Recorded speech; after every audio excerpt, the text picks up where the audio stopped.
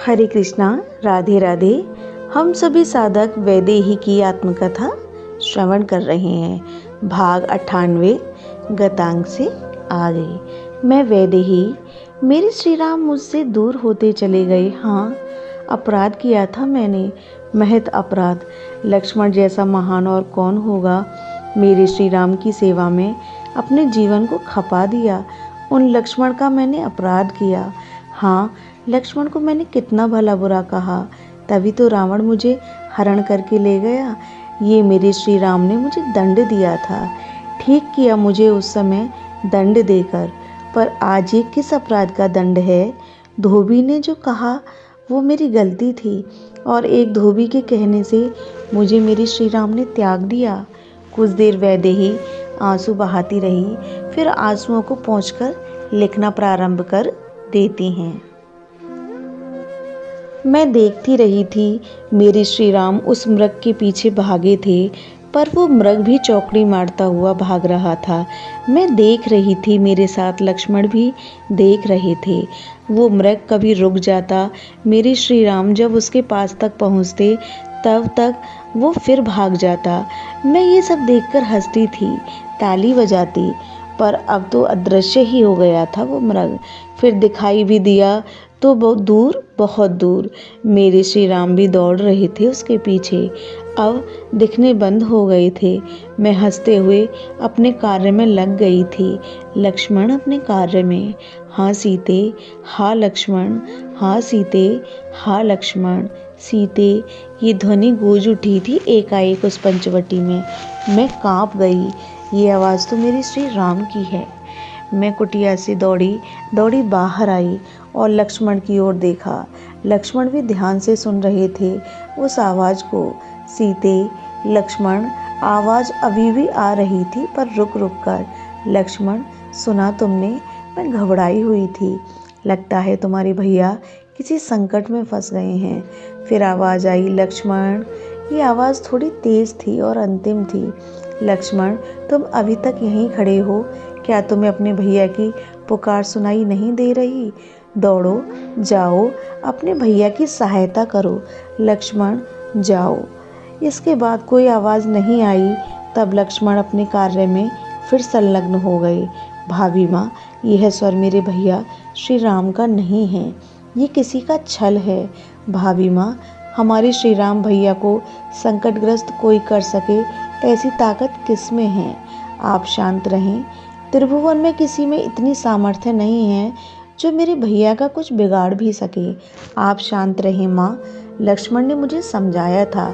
और आप क्या समझती हैं, चाहे रघुवंशी के प्राण संकट में आ जाएं, पर वो इस तरह कातर स्वर से कभी किसी को नहीं पुकारेगा। लक्ष्मण बोले जा रहे थे, विश्व जिनसे डरता है वो भला एक साधारण राक्षस से डरेंगे? लक्ष्मण के नेत्रों में मैंने देखा। लक्ष्मण ने तुरंत अपनी नज़र नीची कर ली थी। गलती मेरी थी, इस बात को मैंने गलत समझा। अपितु लक्ष्मण ने दृष्टि इसलिए नीची की थी कि वो मुझ में माँ देखते थे, पर मैंने इसका गलत अर्थ ले लिया। लक्ष्मण, क्या बात है, तुम आज मुझसे नज़र नहीं मिला रहे? कहीं तुम्हारे मन में मेरे प्रति, कहीं तुम अपने बड़े भाई का मरण तो नहीं देखना चाहते? मैंने इतना क्या कहा। लक्ष्मण के नेत्रों से अश्रुधार बह चले, पर नेत्र तो मेरे अंगार उगल रहे थे। लक्ष्मण, क्या मेरे श्री राम का संकट तुम्हें सुख देने वाला हो गया है? कहीं ऐसा तो नहीं कि तुम सब मिले हुए हो? भरत ने तुम्हें नियुक्त किया है, श्री राम की मृत्यु ही तुम सबको आनंद देगी। लक्ष्मण ने कभी ऐसा सोचा भी नहीं था, स्वप्न में भी, कि जिसे वो अपनी सगी माँ सुमित्रा से भी ज़्यादा मानते हैं, वो ये सब कहेगी। उसके हृदय में वज्रपात हो गया था। पर सबसे ज़्यादा कष्ट तो लक्ष्मण को तब हुआ जब मैंने ये कहे, कहीं मेरे श्री राम को मृत्यु देकर तुम मुझे तो नहीं पाना चाहते। अगर ऐसा सोच भी रहे हो तो सुन लो, ये वैदेही मर जाएगी, पर किसी पर पुरुष का संग नहीं करेगी।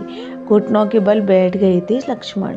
नेत्रों से अश्रु बहते जा रहे थे, हाथ जोड़े हुए थे और हिलकियों से रोते हुए बोल रहे थे, भाभी माँ, आप ये खड़ग लो और मुझे मार दो, पर ऐसे शब्द का प्रयोग ना करो। मेरे श्री राम को युद्ध में पराजित करने का सामर्थ्य सुर, असुर, पिशाच, राक्षस किसी में नहीं है। श्री राम अवध्य हैं, उनका कोई वध नहीं कर सकता।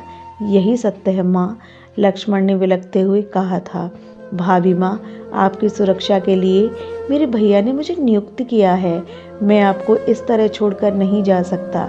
लक्ष्मण ने ये बात गंभीर होकर कही। नहीं लक्ष्मण, नहीं, तुम भाई नहीं हो। तुम भाई के रूप में मेरे श्री राम के शत्रु हो। तुम्हें अपने भाई की करुण पुकार सुनाई नहीं दे रही? कैसे भाई हो तुम लक्ष्मण?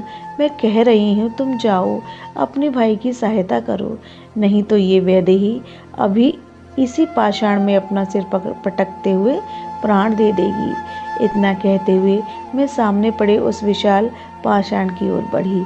नहीं नहीं भाभी माँ, लक्ष्मण मेरे पास दौड़े।